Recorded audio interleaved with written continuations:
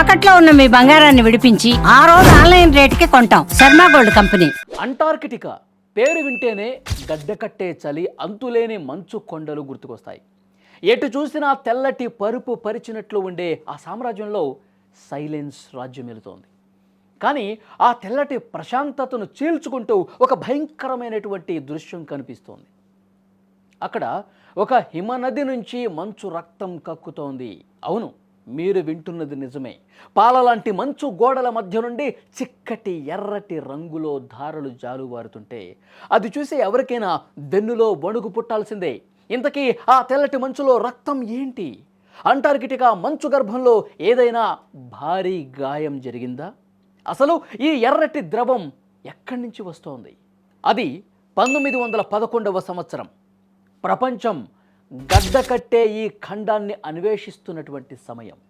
Taylor glacier సమీపంలో శాస్త్రవేత్తలు మొదటిసారి ఈ వింతను చూసి ఆశ్చర్యపోయారు. తెల్లటి గ్లేసియర్ మధ్య నుంచి రక్తం కారుతున్నట్లుగా కనిపించే ఈ దృశ్యానికి బ్లడ్ ఫాల్స్ అని పేరు కూడా పెట్టారు. అప్పట్లో దీనిని చూసి ప్రకృతి వింతగానో లేక అరిష్టంగానో భావించేవాళ్ళు.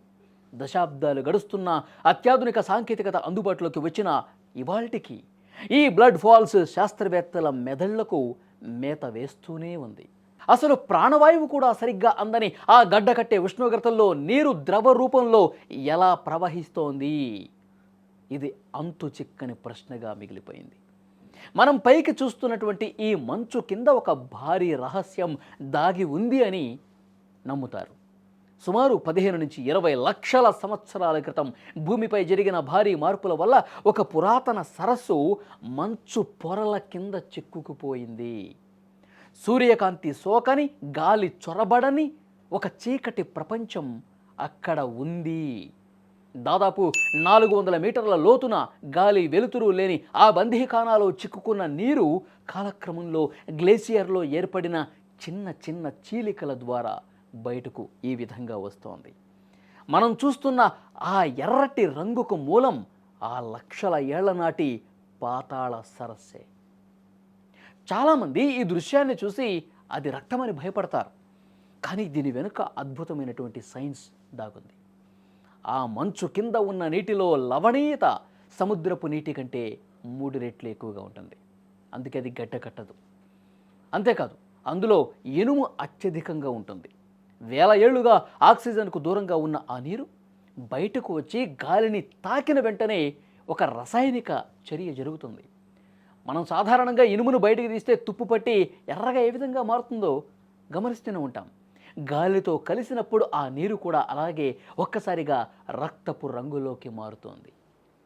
అదే మనకు బ్లడ్ ఫాల్స్లా కనిపిస్తోంది. నిజానికి ఈ బ్లడ్ ఫాల్స్ శాస్త్రవేత్తలను ఆశ్చర్యపరిచింది రంగుతో మాత్రమే కాదండి, అక్కడ నివసిస్తున్న జీవంతో. ఆక్సిజన్ లేదు, వెలుతురు లేదు, విపరీతమైన ఉప్పు నీరు. ఇలాంటి నరకప్రాయమైనటువంటి పరిస్థితుల్లో కూడా కొన్ని సూక్ష్మజీవులు అక్కడ జీవిస్తున్నాయి. అవి సూర్యకాంతి లేకుండా ఇనుము మరియు సల్ఫర్ ఆహారంగా తీసుకుంటూ శక్తిని పొందుతున్నాయి. భూమి మీద జీవం పుట్టడానికి సూర్యరశ్మి ఒక్కటే మార్గం కాదని, అసలు ఊహించని పరిస్థితుల్లో కూడా ప్రాణం నిలబడుతుంది అనడానికి ఈ బ్లడ్ ఫాల్స్ ఒక ఉదాహరణగా నిలుస్తూ ఉన్నాయి. బ్లడ్ ఫాల్స్ కేవలం భూమి మీద ఉన్న ఒక వింత మాత్రమే కాదు, ఇది అంతరిక్ష పరిశోధనలకు ఒక కొత్త తలుపు తెరిచింది. మంగళగ్రహం పైన లేదా గురుగ్రహ చంద్రుడు యూరోపా పైన కూడా ఇలాంటి మంచు పొరల కిందే నీరు ఉండొచ్చని భావిస్తూ ఉన్నారు. అక్కడ కూడా ఇలాంటి సూక్ష్మజీవులు ఉండే అవకాశం ఉందని బ్లడ్ ఫాల్స్ ఉదాహరణ చాలా బలంగా చెప్తోంది.